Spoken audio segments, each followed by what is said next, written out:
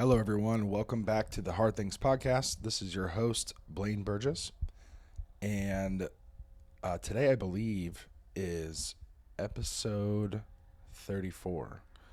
I'm going to verify that really quick because I should have done that before I came on. I won't say I'm in a hurry today, but I do need to go to the gym in just a few short minutes. So we're going to get through today's episode in about 15 or 20 minutes and keep it moving. Not episode 34, episode 33. And that's kind of fun because it's November 2nd. So about 2 weeks from now, I'm going to be turning 34, which I guess is why 34 was on my mind. But this is episode 33. So I stand corrected. In today's episode, much like last week, we're moving up the spine, all the different glands and everything in the body from kind of the base of your spine and your pelvis all the way up to the head. So this is our last episode before we get to the brain. Very fun stuff. For those of you out there who are not total nerds like me, you might be thinking, this guy is out of his mind. But I promise these things all have extreme importance when it comes to living your best life, treating your body in a way that it can recover from all of life's stresses, and not only recover but also maybe even thrive. And you can, feel really great at least most of the day. You may feel bad, but you know how to press your own buttons to get you back in a good spot. So, without any further ado, we're going to be talking about the throat today. Coming up from the heart, we have the throat. In the throat lives the thyroid gland. Thyroid gland is something you may have heard of before, especially if you have kind of middle-aged women in your family. The thyroid is something that you can get cancer, you can have dysfunction. And I think oftentimes when it comes to medicine, they kind of rush to put people on medication. I myself, at one point, I believe, this is just a theory for me, but because I had some pretty serious concussions, I think the parts of my brain that stimulate the thyroid maybe were underperforming, and my thyroid gland was not making thyroid hormone. And for those of you who don't know, thyroid hormone is basically a metabolism regulator, to make it really, really simple, among other things that it does. But so if you see someone that's overweight in general, there's a pretty good chance that thyroid is underperforming. And that could be because the signals from the brain are not getting to it. It could be the thyroid itself. Maybe there's cancer or dysfunction. So there's a lot of different tests that a doctor would have to do to really understand what's happening in real time. And oftentimes they might just do a hormone test to see the levels are low and then try to replace it with hormone exogenously. Exogenous just means from the outside. So the thyroid is a lot more complicated than that, and oftentimes it's not someone's thyroid is defective. Their thyroids are not defective. They're just missing substrate. Substrate being what the thyroid needs to make the hormones to put your metabolism into overdrive, and burn fat and burn carbs and use protein to synthesize new muscle, and it's all really good stuff. Thyroid's very, very powerful, and it lies kind of at the base of the neck. So today's going to be a good episode. Might not be exactly what people want to hear, but I think I've really started to understand ways to just keep the thyroid healthy, keep that metabolism pumping. Anytime I do these things consistently, my body weight tends to stabilize and become very consistent. Uh, Along with things like we talked about 2 weeks ago, counting macros, different supplements like inositol, fasting is really good. But in this way, what happens when we eat food? We want to burn off that food as energy. We want to use that material to make new muscle and new organs and all that stuff. So yeah, so without further ado, so the free thing that you can do, and this is something I do every now and then, is something as simple as cold showers. So you might say like, oh, I pay my water bill, but you're paying your water bill anyway. Cold showers are very uncomfortable. I can say they're easier with a higher testosterone level. I just noticed when doing so, if I have like low T at the moment, if I get tested and I know I have low T, and I kind of do something hard like hopping in a cold shower, it's less pleasant. I think about it more in advance of that. And I noticed testosterone allows me to just hop in a cold shower when it is higher, and not think about it and just take that pain, that shivering that might happen with a cold. So what cold does is it activates your lower centers of your brain, your reptile brain, as they might call it, and this ancient part of your brain will activate certain mechanisms in your body that essentially tell your thyroid like, hey, we're shivering, we're cold, we're dying, we need some energy. And the way your body heats up is by muscles using fuel. So body fat is a ready available fuel. What's interesting is two studies show that the cold will actually change your body fat. It'll create more what they call brown fat in your body, and brown fat is just more readily available, easier to use, to call on and burn in your body. And that's ultimately what shapes your body, is when you burn that fat, those cells shrink, and then you can see your muscles and you look jacked. So something very simple. It's not like, just do cold exposure, do a cold shower and you're going to be ripped. It's not that simple, but it is 1 to 2% of the equation, I think. And it's 1 to 2% that compounded over time becomes pretty big. I think it could become, 20, 30, 40% of the equation. But again, the body craves consistency with food, craves consistency with stimulus like that. So releasing those hormones and different things that happens when you hop in the cold is imperative. Something even beyond a shower is a cold plunge. And one thing you might hear people who cold plunge is you want to go up to your neck. Well, that's for several reasons. One, the thyroid's in the neck. And they might not say this directly, but the thyroid being in the neck, actually covering it with cold water is going to create more of a reaction. There's also several nerve plexuses in your neck and around your neck, your brachial plexus. And when these temperature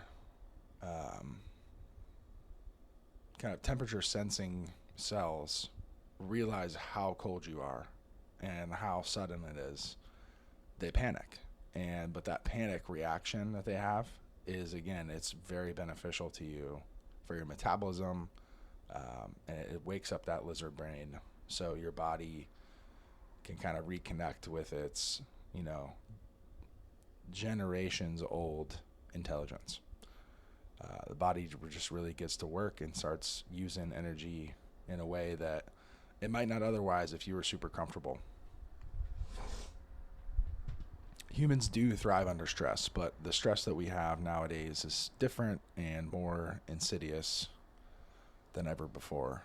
So we can combat it by activating the kind of older centers of the brain. All right, so that's enough for cold. I'm not going to just bore you to death with cold exposure. This one is more anecdotal, maybe not free per se. It actually takes a lot of time to develop, but this is a pretty broad one too. So I think self-expression, using your voice, and part of it is when you do speak, you vibrate your vocal cords, and it also vibrates essentially your entire body and your spinal cord.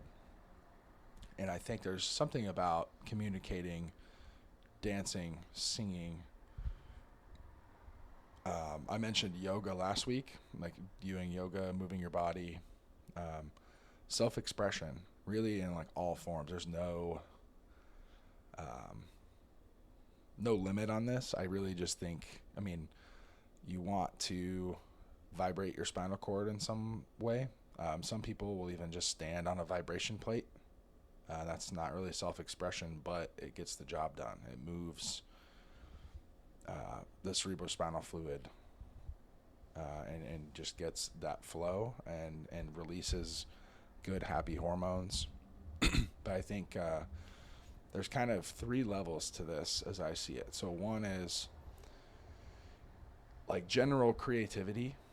So for me, about this time last year, I was writing and performing stand-up comedy. And I don't know if that's actually my like calling, but I feel like I was decently good at it. I got some people to laugh. At times, I performed at the Columbus Funny Bone, which is a decently big venue, twice, and once on the big stage, and it was pretty electric. When you get into sync with an audience, there's something about connecting with all those people all at once that is very, very satisfying. And I found the more that I did it, kind of the better I felt. So this in concert with the podcast, Hard Things Podcast, and other modes of self-expression like music, playing guitar, playing piano. These are all things I've done. And I think it helps. So we have these emotions trapped in our body sometimes, and they will tend to nestle themselves in your body, create tension in your joints and your muscles. And so expressing these things in a healthy way, even if it's like a rage room. If you're angry, you go to the rage room and smash some stuff, and you pay someone money to smash their things. Like, that's okay. You want to yell into a pillow? Go ahead, yell into a pillow. You're vibrating your vocal cords, stimulating your body, expressing your frustration in a way that doesn't hurt anyone. I think that is, again, maybe doesn't cost anything. Maybe it does, like a rage room, or just the time it takes to write stand-up comedy and go perform it. Sometimes you have to bring people and pay $5 covers, and there's different costs associated with it. But I cannot recommend enough being creative, expressing yourself. It's actually excellent. You could sing in the car, sing in the shower. I think people do this pretty naturally. Actually, there's a lot of ways that we express ourselves that we maybe don't notice. I definitely sing in the car a little bit. Having a conversation with a friend, venting, just being out at the bar, drinking, talking shit. These are all ways that we express ourselves. And some people do it naturally and don't think twice about it. Some people hold it all in, or hold part of it in, or hold enough of it in that it just sits in you and boils. And the acid in the vessel just burns the vessel. So let that shit out safely and in a healthy way. And I promise that even if things don't go the way you want, things will get better, because you're going to feel better inside. And I say all that because you notice two people that tend to hold things in, they might be overweight. I know just anecdotally when I am not saying something I need to say, having a hard conversation, I'm kind of avoiding something. I do notice I start to put on a couple extra pounds, get a little chubbed out, little inflamed, if you will. So, but the more I have those hard conversations, the more I feel like myself, the more I feel fit, strong, jacked, all those things. And that brings us to the end of this episode. So I will tell you, I'm not sure if I mentioned it earlier. I was talking about thyroid hormone, and I think I started to talk about it and then I forgot. So thanks, concussions. I'll bring it back to concussions. I think there's part of my brain that stimulates the thyroid that wasn't working properly, wasn't sending the right signals. So at one point, I got blood work done. I had really low thyroid hormone. I was overweight, and the doctor pretty much immediately resorted to put me on thyroid hormone. And what this did was kind of jump my metabolism into overdrive, but it didn't help my brain. You know, like the root problem was my concussion. I needed to heal my brain. I needed to sleep more. Instead, my metabolism jump started. I got less sleep. I was more stressed. It kind of stressed the system poorly.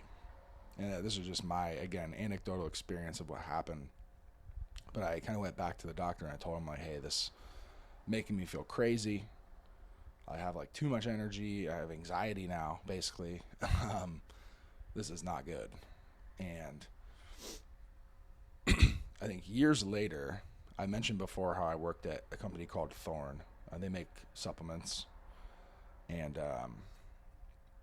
actually I had this pulled up and now it's reloading. Okay.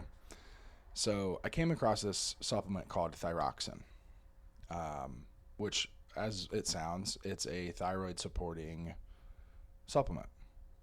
And there's some very simple things in it that I think really go a long way in terms of thyroid support. And a lot of times vitamins, I think, get a bad rap. They're like, you know, oh, it's just vitamins, you know, and I eat a healthy diet. But, like, first of all, you're not eating a healthy diet. I can almost guarantee it. If you're eating standard American, you're not making your own food more often than not, you're going to be deficient on some of these vitamins. So thyroxine has more than 100% daily value of almost everything I'm about to name. So vitamin C, vitamin E, vitamin B12, iodine, and selenium.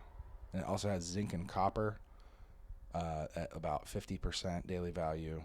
And then it has also L-tyrosine and ashwagandha. So the first things I mentioned are all cofactors in various metabolic reactions that happen, and especially vitamin B12. Vitamin B12 is 100 micrograms in this, which is 4,000% of the recommended daily value. But B12, I think, is something, B vitamins in general, but B12 is something that people are deficient in, and they're also deficient in the version that the body needs. The body will convert B12 into methylcobalamin. So methylcobalamin is B12, but there's several forms of B12, like cyanocobalamin. Basically anything you see in it that says cobalamin at the end is a B12 vitamin. But the methylcobalamin is a form that contributes to reactions like immediately. It's like a form that our body doesn't have to convert, doesn't have to work as hard. And there's a lot of different enzymes in the body that are like this. You know, we'll find it in our diet, we'll find it in different food sources, but then our body has to jump through hoops to make it fit. So I think for me, the B12 was a huge help. And then the L-tyrosine. L-tyrosine is a precursor for dopamine. If you're like me, you're kind of a thrill seeker, type A. Those tend to be the dopamine addicts. Sometimes your dopamine, I think, in my opinion, will bottom out. because there's no L-tyrosine to convert into dopamine anymore, because you have so much dopamine cycling through your brain and your body that I think it's possible that you just run out of L-tyrosine, or there's just not as much available, so we can't create as much dopamine as we need to feel good. And that's where other hormones like serotonin can come in, if you're able to make serotonin and if you're feeling happy. So that's a lot of ifs. But I find supplementing L-tyrosine just makes sure there's a little extra L-tyrosine in your body. So I've been doing that for a little over 3 years now, and it seems to be working out well. And last but not least, ashwagandha extract is something that has been studied pretty well, and just shows like relaxing effects on the body. Ashwagandha helps your body relax, which when you're stressed out, that's when I think the thyroid goes into overdrive.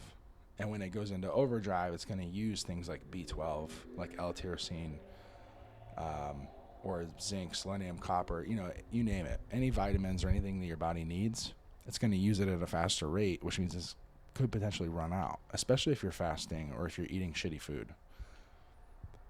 So a supplement like this will put you in the black with some of these vitamins, give you a little extra so your body can call on those resources if it needs. And honestly, it just makes a little bit too much sense. I've been taking thyroxine again for almost 3 years now, in addition to a little extra L-tyrosine, just straight up. So I take a whole gram of L-tyrosine a day. And I've been completely off of thyroid hormone. I mean, I took thyroid hormone just for one cycle back when that doctor prescribed it, and then I told him it made me feel crazy, and he took me off of it. But I also have, at a certain point, I got on ADHD medication back in probably 2020. I was on that for 3 years, and I got off of it probably about a year ago, and I've had no trouble focusing. It really, ADHD in a lot of ways I think is a dopamine dysfunction disorder, and just having extra L-tyrosine in my body, and then doing a lot of the practices I've described, different things like yoga, different things that make me happy in my body, and exercise and meditation, different things helps me kind of regulate my attention cycle.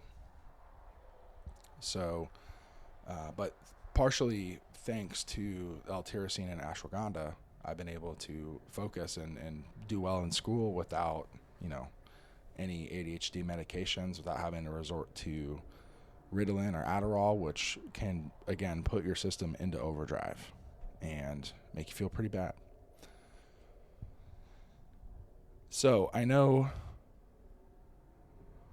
this episode